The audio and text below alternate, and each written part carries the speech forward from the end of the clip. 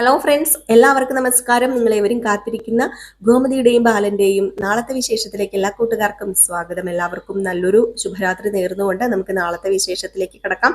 അതിനു മുമ്പായിട്ട് നിങ്ങൾ ആരെങ്കിലും നമ്മുടെ ചാനൽ സബ്സ്ക്രൈബ് ചെയ്ത് വെച്ചിട്ടില്ലെങ്കിൽ ഒന്ന് സബ്സ്ക്രൈബ് ചെയ്ത് വെക്കണം. ഒപ്പം നമ്മുടെ വീഡിയോ ഇഷ്ടപ്പെടുകയാണെങ്കിൽ ഒരു ലൈക്കും കൂടി അടിച്ചിട്ട് പോകണം. അപ്പം നമുക്ക് നേരെ നാളത്തെ വിശേഷത്തിലേക്ക് തന്നെ കിടക്കാം. അങ്ങനെ ഇന്ന് അവസാന ഭാഗമായിട്ട് കണ്ടത് നമ്മുടെ ദേവി എപ്പോഴും ഉപദേശം ചോദിക്കുന്നത് ദേവിയുടെ അമ്മയോട് തന്നെയാണ്. അപ്പൊ ഇത്രയും വലിയൊരു സംഭവം നടന്നു, ഇനിയിപ്പോ എന്താണ് ഞാൻ അടുത്തത് ചെയ്യേണ്ടത്? ഇല്ലെങ്കിൽ ആകെപ്പാടെ പ്രശ്നത്തിലാകും, കുഴപ്പത്തിലാകും. അതുമാത്രമല്ല, എനിക്ക് വായിക്കാൻ അറിയില്ല എന്നൊക്കെ അറിഞ്ഞു കഴിഞ്ഞാൽ അത് മോശമല്ലേ?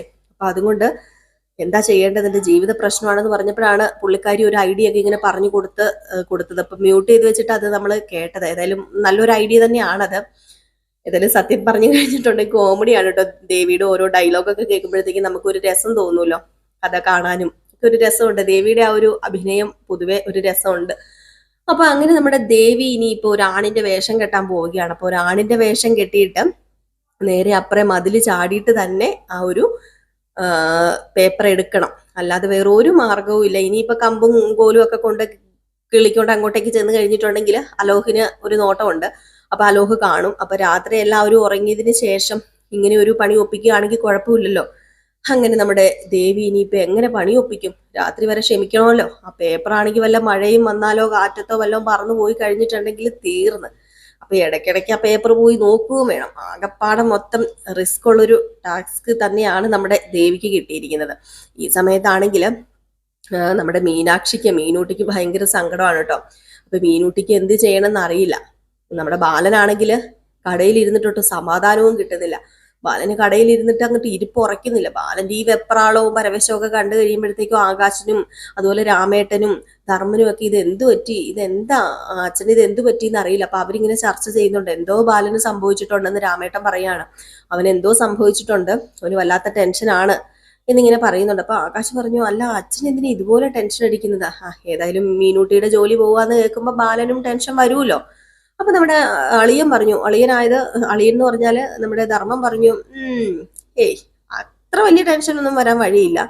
ഇവിടെ എന്തൊക്കെ നടന്നാലും ഭൂമി കുലുങ്ങി താഴെ വീണെന്ന് പറഞ്ഞാൽ കൂടി, ആകാശം വന്ന് നിലത്ത് പതിച്ചെന്ന് പറഞ്ഞാൽ കൂടി കുലുങ്ങാത്ത ആള് ഇപ്പൊ എന്തിനായിരിക്കും, എന്തോ ഉണ്ട് എന്ന് ഇവർക്കൊക്കെ ഒരു ചെറിയ സംശയം തോന്നാം. ഏതായാലും ബാലൻ ഉച്ചയ്ക്ക് അവിടെ കടയിലിരിക്കാൻ ഒരു പൊറുതിയില്ല, സമാധാനവും ഇല്ല. നേരെ പോവുകയാണ് വീട്ടിലേക്ക്.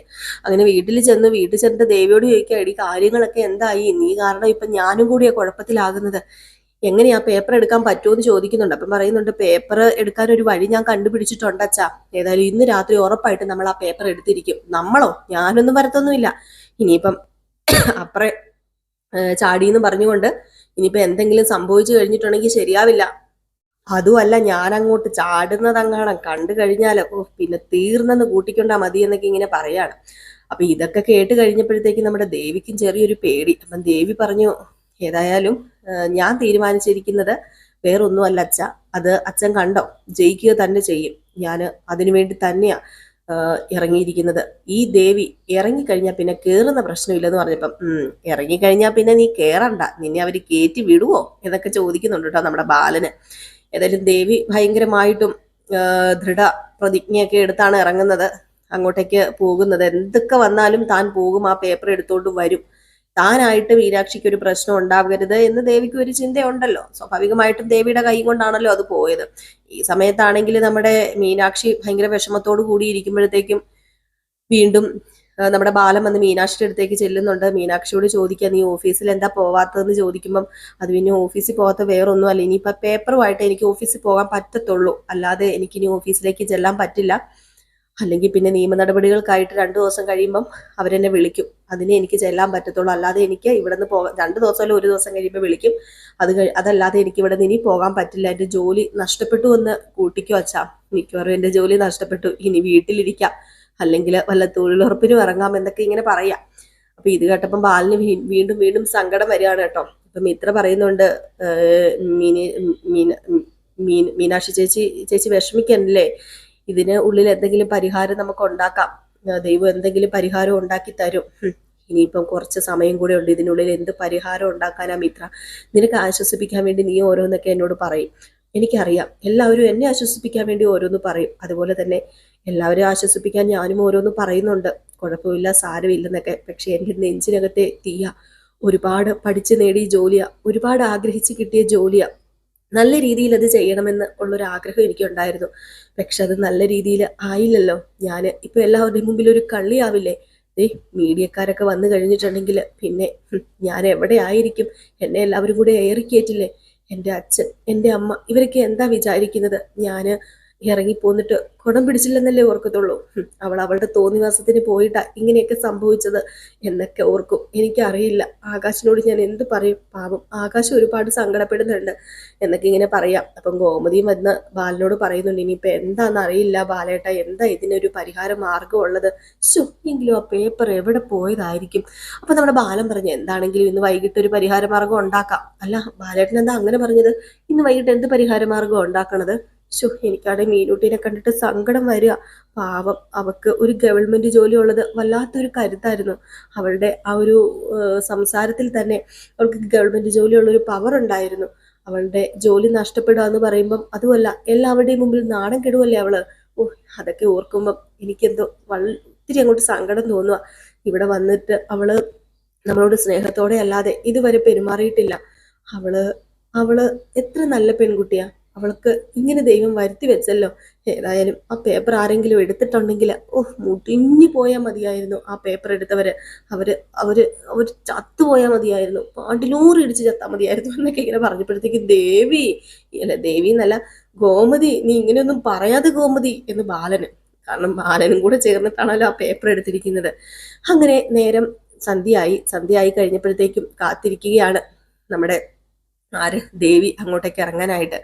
അങ്ങനെ ഒരു വിധത്തില് നമ്മുടെ ദേവി ഒരു ഷർട്ടും ഒരു മുണ്ടും താടിയും ഒക്കെ ഒട്ടിച്ച് ഇങ്ങനെ ഇറങ്ങുന്ന ഒരു വരവുണ്ട് കേട്ടോ. ഒരു ഒന്നൊന്നര വരവ്. പമ്മി പമ്മി പമ്മി ഇറങ്ങി വന്ന് ഏതായാലും ഈ മതില് ചാടി കടക്കണം, ഇല്ലെങ്കിൽ ശരിയാവില്ല. മതില് ചാടി കടന്ന് പേപ്പർ എടുക്കുക തന്നെ വേണമെന്ന് പറഞ്ഞ് പതിയെ മതിലിന്റെ പൊക്കത്ത് കയറി. ഈ സമയം ടപ്പോ എന്ന് പറഞ്ഞ് മതിലിന്റെ താഴേക്ക് ചാടി ഉരുണ്ടും പെടഞ്ഞൊക്കെ വീഴുന്നുണ്ട്. അവിടെ നലോഹാണെങ്കിൽ എന്തോ ഒരു മിന്നായം പോലെ ജനലിൽ കൂടെ കാണുന്നു. അപ്പൊ തന്നെ ടോർച്ച് എടുത്തോണ്ട് ഇറങ്ങി വരികയാണ്.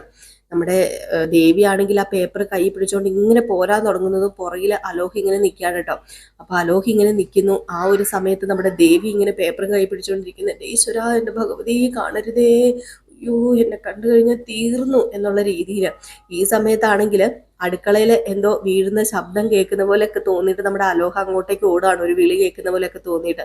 ആ ഒരു ശ്രദ്ധ മാറിപ്പോകുന്ന സമയം കൊണ്ട് നമ്മുടെ ദേവി ഏതായാലും അതിനപ്പുറം കടന്നു ചാടിയിരിക്കും.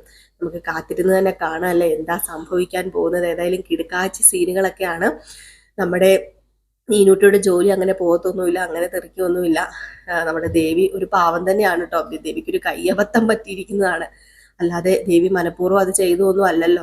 കുറച്ച് കള്ളത്തരവും ഒക്കെ ഉണ്ട്, കൗശലവും കള്ളത്തരവും ഒക്കെ ഉണ്ട്, ശരിയാണ്. എങ്കിൽ പോലും മറ്റൊരാളുടെ മനസ്സ് വേദനിക്കുന്നത് കാണാനൊന്നും ദേവിക്ക് പറ്റില്ല. ഏതായാലും ദേവി തന്നെ ആ പേപ്പർ എടുത്ത് കൊടുക്കുന്നു. അപ്പം ഇനി എങ്ങനെ ആ പേപ്പർ കിട്ടി എന്നുള്ള ക്വസ്റ്റ്യൻസ് ഒക്കെ വരും. ഏതായാലും അതൊക്കെ പിന്നെയല്ലേ. അപ്പം നാളെ നമ്മൾ കാണാൻ പോകുന്ന സീൻ ഇതൊക്കെയാണ് കേട്ടോ. അപ്പം എല്ലാവരും കാത്തിരിക്കുക. നമ്മൾ രാവിലെ ഫുൾ വിശേഷവുമായിട്ട് വരാട്ടോ ഇനി. അതുവരെ എല്ലാവർക്കും ടാറ്റാ, ബൈ ബൈ.